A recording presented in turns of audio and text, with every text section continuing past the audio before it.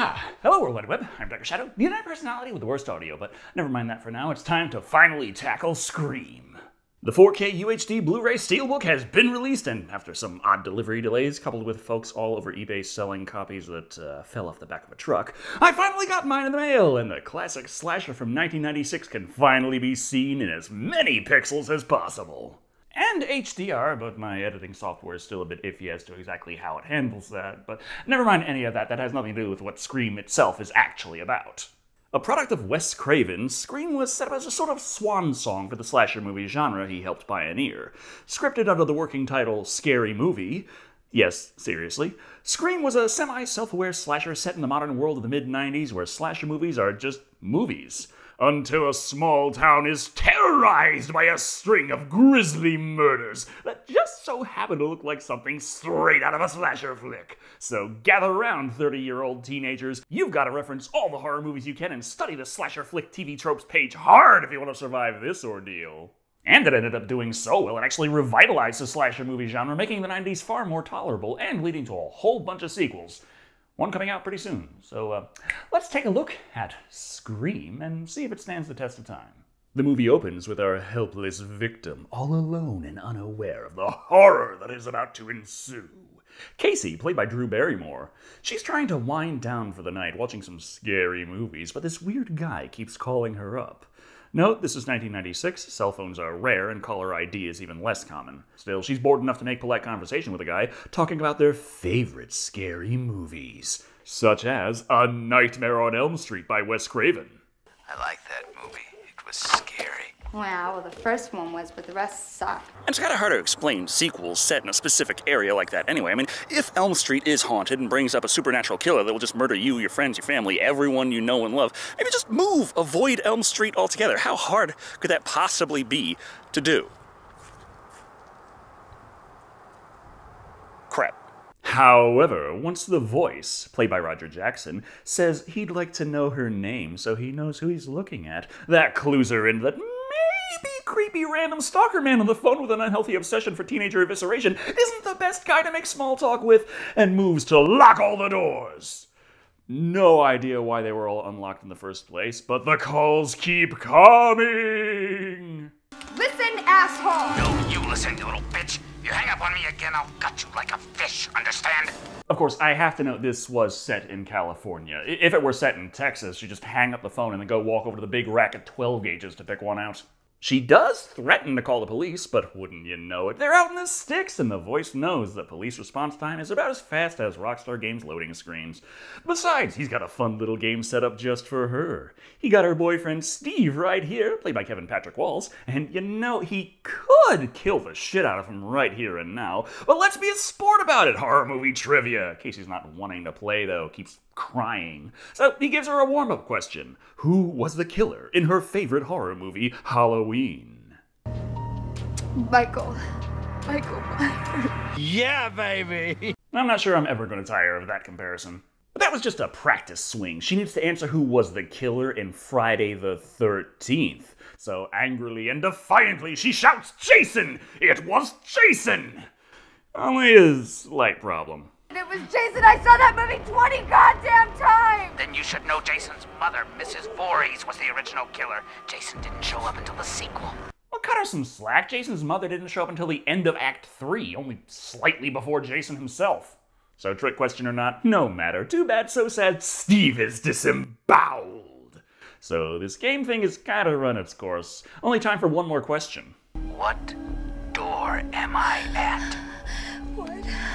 There are two main doors to your house, a front door and the patio doors. Okay, got it. So if you're at one of the doors, and I just gotta climb out of a fucking window and run. But this gives us our spooky, stalky scene where a helpless victim runs and hides from the psychotic killer, now appearing before her, who we all know as Ghostface.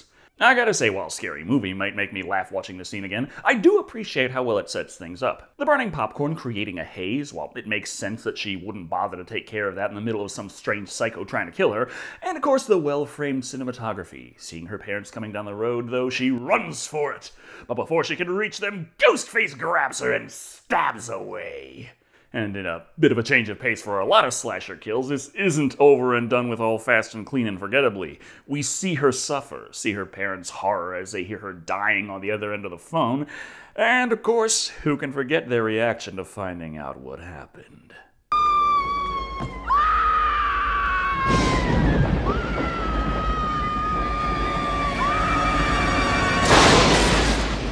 Well, it's a hell of a way to set the mood. So let's just move right along to the protagonist, Sydney, played by Neve Campbell. She's all alone, but a spooky noise alerts her that Billy, her boyfriend, played by Skeet Ulrich, is barging into her bedroom, and her screams alert her father, played by Lawrence Hecht. Well, while he's here, he may as well give an exposition dump. My flight leaves first thing in the morning. Now, the expo runs all weekend, so I won't be back till Sunday. There's cash on the table, and I'm staying at the airport. Just try and remember this character. He's important. Really important. Just is not going to be really seeing him much for a while. Stealth check passed. Now, to find out what the hell Billy is doing here. The Exorcist was on. Got me thinking of you. It did? Yeah. It was edited for TV. You know, all the good stuff was cut out. If you think that's bad, try watching Demolition Man edited for TV. They cut out all nudity, all profanity, all visuals or even mentions of death. It's Sylvester Stallone has a bad day at work, gets frozen, wakes up, nothing makes sense, and then he walks off into the horizon, roll credits. The point Billy is trying to make is that while he and Sydney hit it off pretty well, ever since the incident 1 year ago, she just hasn't been intimate whatso-fucking-ever. She realizes this, but still needs more time, so here you go, Billy, a 2-second flash. Hope that'll tide you over for 6 months. But it seems there was another incident in this small town. Word is spreading of the opening scene and how gruesome it was. Sydney's best friend Tatum, played by Rose McGowan, breaks the news as tactfully as possible. Casey Becker, she sits next to me in English. Not anymore. Good news, everyone, we get to make new friends! As a result of the recently disassembled students, the police are saying, fuck it, let's question literally everyone in school. Might turn up something. It's not as hard of a task as it sounds, small town, remember? Sydney's not a troublemaker, but she recognizes Sheriff Burke, played by Joseph Whipp, and David Arquette, who plays Dewey, Tatum's brother. That's Deputy Riley today, Sid. Who absolutely no one in this town takes seriously in uniform. It's really hard to enforce the law when after you knock on the door they think you're trick-or-treating. Principal Himbry, played by Henry Winkler, is there to make sure Sydney's rights are respected, and be weirdly touchy-feely about it. And we don't see the interrogation, so I can only assume it was never important in the first place. We've got better things to focus on, like Tatum's boyfriend, the zany Stewart, played by Matthew Lillard. You know, Steve-O, Shaggy, Dennis Rafkin, I don't care who this man plays, he's a blast to watch. Seems that Randy is the horror movie nerd, played by Jamie Kennedy, and knows that Stewart and Casey used to date, and Randy begins musing over who the killer might be. Could it be one of them? I didn't kill anybody. Nobody said you did. Thanks, buddy. And this is the fun of reviewing a movie that's a whodunit after I know damn well who done it. Are the clues subtle? Do they set things up right? How is the red herring handled? Can I stop thinking about all of those comedy sketches that spoil the fuck out of it for 1 second? Besides, we've got more backstory to exposit. Sydney has no reason to be the focus of our protagonist for this tale, except, of course, for the fact that her mother was murdered in a similar fashion just 1 year ago. Alright, that's enough of that backstory for now. Gotta trickle that tragic past little by little. Keep it interesting for the 2-hour running time. Thing is, with a dead mother and an out-of-town father, Sydney's all alone and waiting on Tatum to show. But the voice calls her instead. Even worse, she's not even a fan of slasher flicks. They're all the same. Some stupid killer stalking some big-breasted girl who can't act, who's always running up the stairs when she should be going out the front door. It's insulting. Hey, I will have you know, sometimes they only have medium-sized breasts. She's assuming this is Randy on the other end of the line with a horror movie obsession, but when it tells her that they aren't Randy, that's when she starts to be concerned. But then they say they're outside her front porch, and she's like, yeah, sure. Okay. What am I doing? Huh? Huh? What am I doing? Hello? I just want to take a moment to appreciate the fact that I have Neve Campbell literally caught in 4K picking her nose. But getting her to walk outside may have just been a way to trick her into opening the door, as when he taunts her further into telling him off and hanging up, Ghostface leaps out of the closet! And oh damn, she locked the front door, so time to run up the stairs. Her closet door holds the killer at bay, but 911 is taking so long. By the time she gets through, the killer has left. And what's more, Billy has just come out of nowhere. How'd he get here so fast?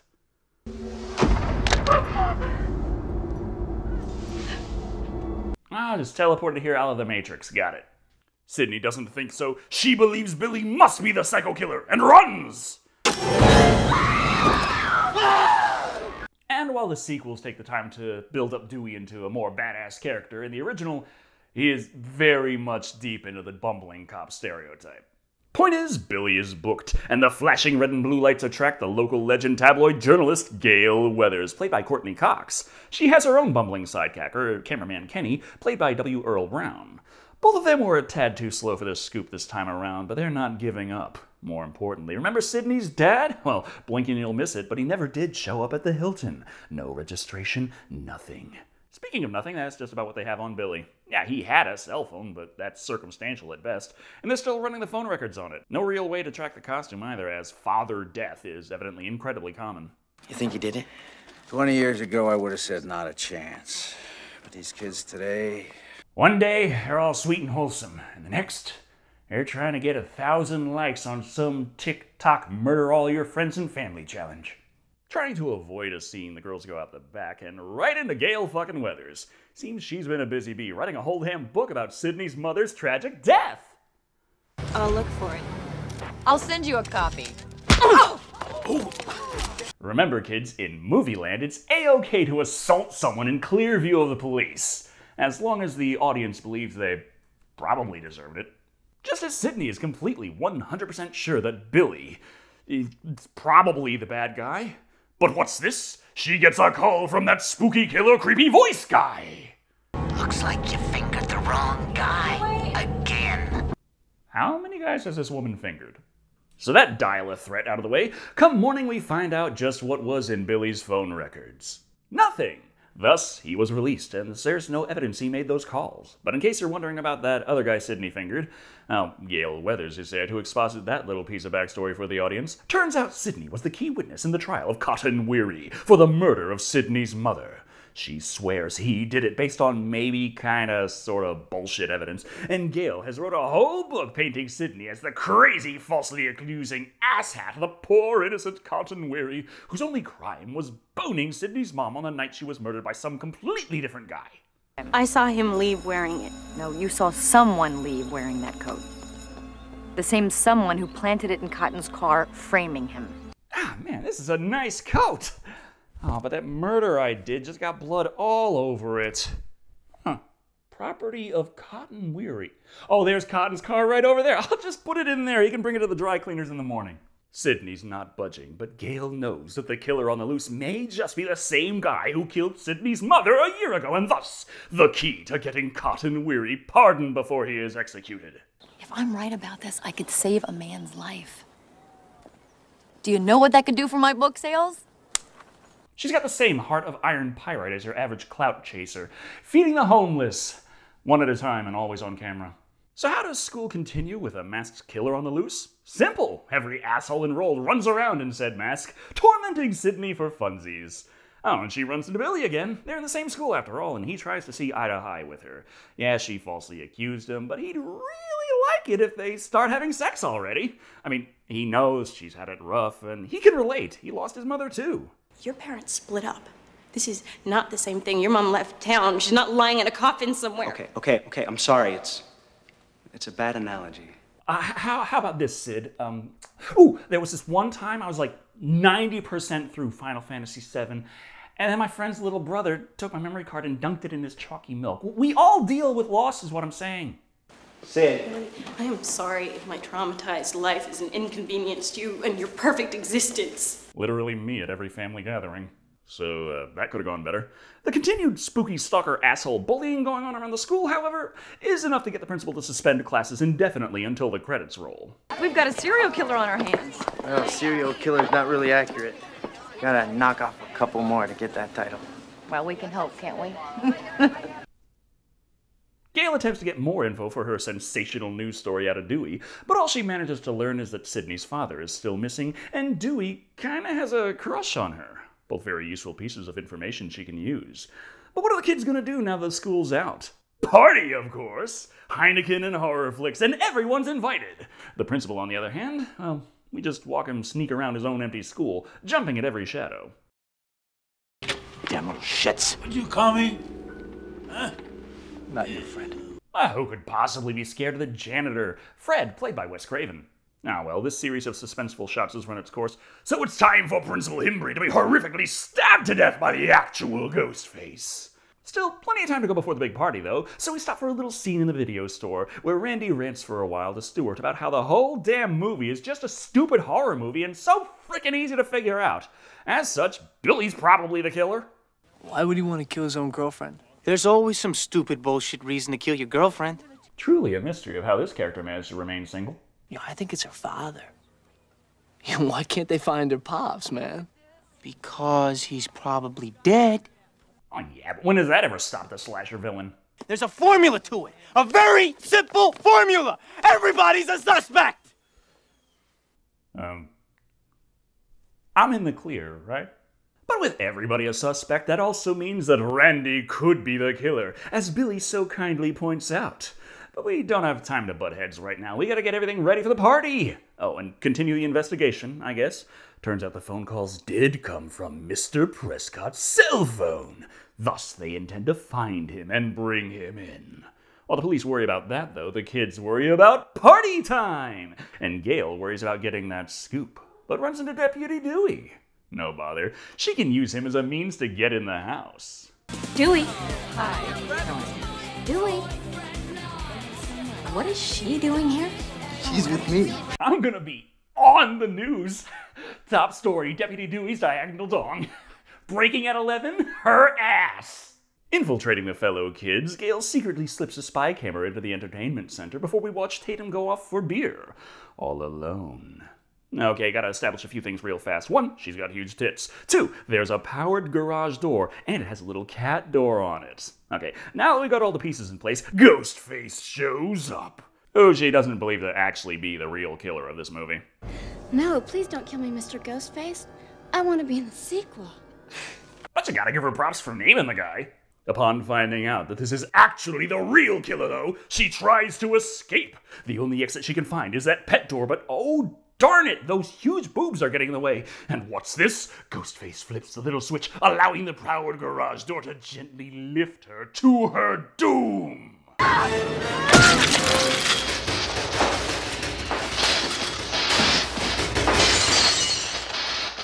And no, garage door openers tend to have safeties, and even if they fail, the motor isn't nearly strong enough to actually pull that off. But no one really cares about that as long as the body count rises. Skipping time a bit, the party already looks to be winding down by the time Billy shows up, scaring the crap out of Sydney, presumably as a means of convincing her that he's a friend. So they head upstairs to make up. Fortunately, out of view of Gail's secret camera. Just as well, it has a 30-second delay, just to keep things interesting. That means while Sydney and Billy are upstairs engaging in the time-honored horror movie tradition of teenage fucking, Gail and Kenny have a Twitch chat delay view of Randy and the remaining partygoers watching horror movies, which Randy pauses to give his angry YouTuber rant about the rules of surviving horror movies that evidently his acquaintances are not abreast of. Number 1, you can never have sex. Well, obviously, if a slasher villain doesn't get you, the MPAA will. Number 2, you can never drink or do drugs.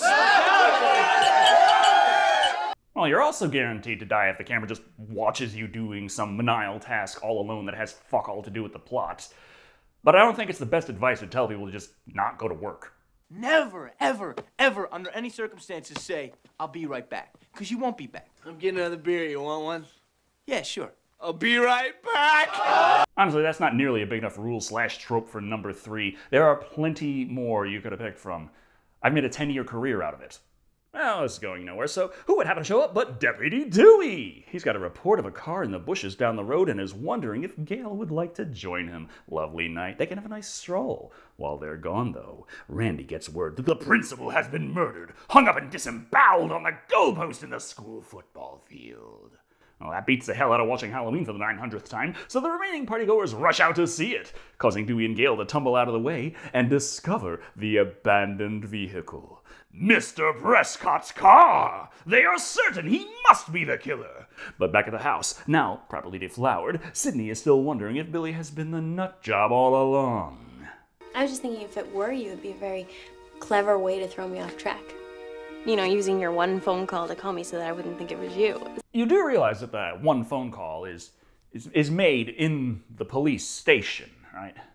Surrounded by police, who I'm pretty sure are not exactly as respectful of privacy as they could be. If she still needs convincing that Billy isn't the killer, maybe the killer showing up and attacking will help to ease her concerns. So she must run. Fleeing to a window, she escapes, finds out where Tatum's been hanging out all night, and runs for safety in the news van. Kenny is there, as is the camera feed of the killer right behind Jamie Kennedy. Jamie, look behind you. Look behind you. Turn around. Behind you. Oh, turn. I'm honestly surprised he doesn't see the white mask reflected on the TV. Glare is a pain in the ass in these old dark horror movies. Kenny rushes to help, but the door is open. That's right, the delay. That throws him off enough to get his throat slashed. Oh my God, they killed Kenny, leaving Sydney to run for her life. Again! Just in time for Dewey and Gale to return. Dewey heads inside while Gale rushes to her van and beats the crap out of Randy for scaring her. Then is scared once more by her dead cameraman, bleeding all over the windshield. But in her way to escape, she has to quickly dodge Sydney and careen headlong into a tree. Man, talk about a series of unfortunate events. How's Dewey doing, though? Dewey! Been better. So she must run! Can't get too far, as Ghostface has the car keys, so she must run! But what's this? Randy and Stewart are both here, claiming the other one is the psycho killer! Who is she going to save? Fuck you both! Nobody! Honestly, that setup was a false dichotomy to begin with. But what's this? Billy is still alive! Limping around, bleeding all over the place, but alive! He asks for the gun, and she hands it over no problem. Then he lets Randy in and shoots him! Surprise, he's not bleeding after all. This is all corn syrup, which I guess is convincing when you're literally living a horror movie. Don't worry, though. Stewart's here. Surprise, Sydney. Oh, never mind. Worry. Surprise indeed. It turns out wondering all this time who the killer wasn't going to work, as instead we had two killers the whole time. Billy and Stewart. Which brings us to our big final showdown. A little game. It's called Guess How I'm Gonna Die! Fuck you! No. We already played that game, remember? Fun fact, in the edited for TV version of this movie, the game they played was Forget You. We ask you a question, and if you get it wrong, you die. You get it right, you die. Okay, what is this Halo Infinite Battle Pass bullshit? Like any good villain, though, Billy and Stu revel in the chance to explain their motives and how they pulled everything off. First of all, you see, Sydney's mother kinda sorta boinked her way across town, and that's what caused the Loomis family to fall apart. So Billy killed her mom, framed Cotton, and now it's Sydney's turn. Easy enough, they do what they did last time, a good old frame job. They got Sydney's father right here, plant the voice changer on him, they already cloned his cell phone, and have the story to tell the cops. Seems Mr. Prescott just went nuts and murdered everyone before shooting himself in the head, taking his own life, leaving Billy and Stewart as the only survivors, as their wounds weren't quite fatal. Gotta get those wounds ready, though.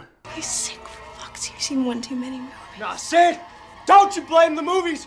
Movies don't create psychos! Movies make psychos more creative! It's Twitter that fucking makes psychos. So it's time to shoot Mr. Prescott.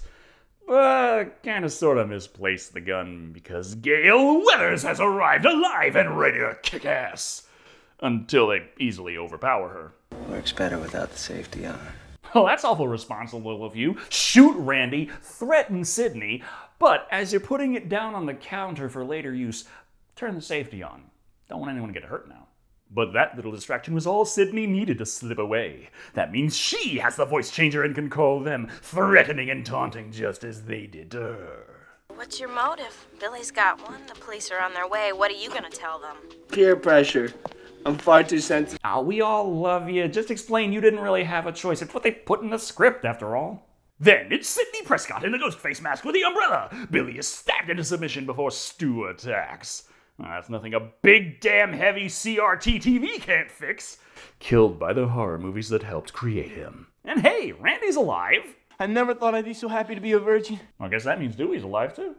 As is Billy. But so is Gale, who properly shoots his ass this time. Therefore, happy ending. Billy is dead. As in, really dead. And Sidney's father is alive. Dewey also managed to survive getting stabbed in the back. And speaking of backstabbing, Gale managed to get the scoop of a lifetime after surviving that night of horror. The end.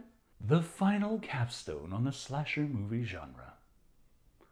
Until a whole bunch of other slasher movies came out, and this particular one got a whole bunch of sequels. But, nevertheless, that was Scream. Very not bad. It's a fantastic little flick in its own right, but as with most horror affairs, there's the varying degrees of scare factor, creativity, pacing, setting the mood, and of course, exactly what the movie was trying to be. Scream kinda straddles a few genres, intentionally or otherwise, being a homage to horror with obviously intentional comedy, while the horror elements are more than strong enough to stand on their own.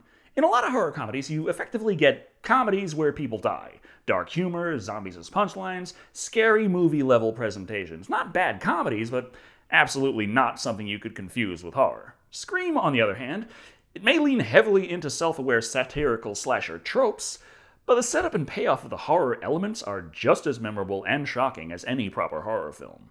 I'm left wondering if this is what happens when we ask Wes Craven to direct a comedy. Much like Terminator and Aliens was James Cameron trying to do horror, but it came off as action at the end of the day, Wes Craven gives us a tongue-in-cheek look at horror that still legitimately makes your skin crawl and has you checking your closet for ghost-faced killers before you get into bed.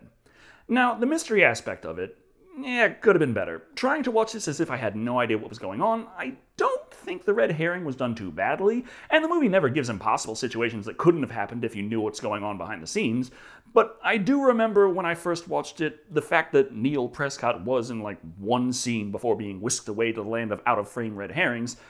I wasn't thinking about him at all as the movie progressed. At the end of the day, Scream is a decent horror flick. Maybe a high 2 out of 5 for scares, as there really aren't a lot in the 2-hour running time, and the dread level is pretty low up until the final act.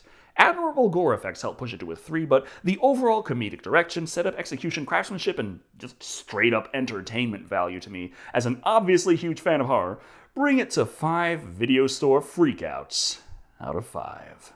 Also, this is one of the only horror franchises I know where the sequels do not have the reputation of being complete and utter trash, so there's that. I wonder if it'll keep that up. Thank you all for watching. I've been Shado. And remember, there are rules in horror. Horror rules!